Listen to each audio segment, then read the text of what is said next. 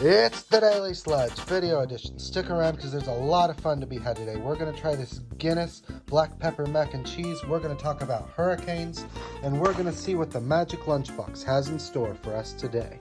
We got to cook this mac and cheese, so first up we're going to talk about hurricanes. So one question that I see get asked quite a lot during hurricane season is, why do hurricanes tend to always hit the southeastern U.S. and not the other parts of the country? And well, it's really simple, and it comes down to two reasons. And the first reason is very, very simple. The southeastern U.S. is hot, and what happens to water in hot air? It evaporates, and all of that water on the surface of the ocean evaporates into the air, and it becomes moisture and humidity. And we have to remember that a hurricane, it's a bit of an oversimplification, but a hurricane is a big cell of a bunch of storm clouds. And what do storm clouds do? They drink up all that humidity and moisture in the air, and it causes them to get bigger and stronger, and unfortunately more devastating. However, in the north, the air just isn't as hot, and so we don't have quite as much evaporation. The hurricane can't drink up the air, and so it never really gets as strong as it does in southern waters. And that's often why we see hurricanes get weaker as they travel northward. But what about the West Coast? Well, that's even more simple.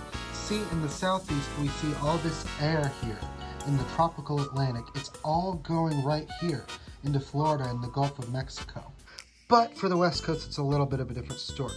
Here in the tropics where the storm likes to form, the air comes up, but it gets pushed out into the Pacific Ocean before it even reaches the Baja California, let alone the southeastern United States. And for the Northwest, it's the same story as the East Coast. Cyclones really don't thrive in the colder waters, so you don't see those areas get pelted by hurricanes quite as much. The water is not even boiled yet, so let's see what's in the magic lunchbox. Look, it's the magic lunchbox. Let's see what's inside. Oh my goodness, it's the Pizza Hut Frisbee. So it's a Pizza Hut Frisbee, and that may not seem like much, but this is one of my favorite toys that I've ever gotten in a kid's meal. And there's two main reasons why. One, it's an actual Frisbee that glides like a proper Frisbee should, and I think you're getting a lot more playtime out of that than you would an average fast food toy as a kid.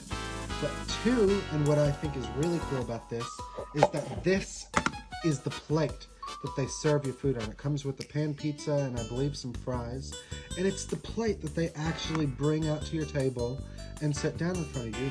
And I just think that's really cool, and I believe synergistic is the word, and that's just awesome to me. And let me know if you think that's fun, or if I'm just getting excited way too easily. Okay, the moment some of you have been waiting for. We got the mac and cheese. This smells like beer cheese, and I love beer cheese, so I am so excited for this. Let's try it and rate it 1 to 10. It doesn't taste quite as good as it smells, but it is pretty good.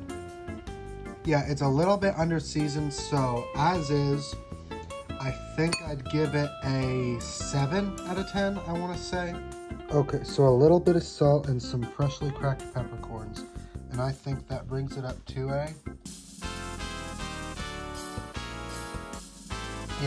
easy 8, maybe 8 1/4 out of 10. I think I would recommend this product if you can find it. I got mine at Kroger.